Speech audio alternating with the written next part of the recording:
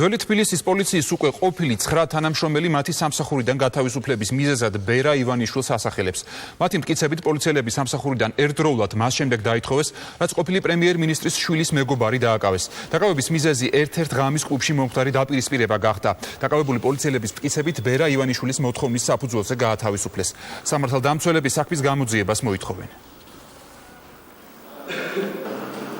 დაიწყოს გამოძიება ძველი თბილისის პოლიციის სამმართველოს თანამშრომლების უკანონოდ გათავისუფლების და შინაგან საქმეთა სამინისტროს მაღალჩინოსნების შესაძლო უფლებამოსილების გადამეტების ფაქტზე. განთავისუფლებული იქნა ერთ საღამოს 9 პოლიციელმა მათ დააკავეს ადამიანი, რომელიც შემდეგ აღმოჩნდა ბერა ივანიშვილის ახლობელი და მისი ჩარევის შედეგად მოხდა იმ პიროვნების განთავისუფლება და მოქმედი თანამშრომლების კიდე სამსახურიდან გადასვლა.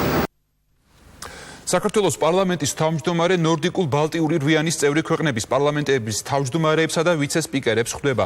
მოგვიანებით ბალტიური რვიანის საპარლამენტო დელეგაცია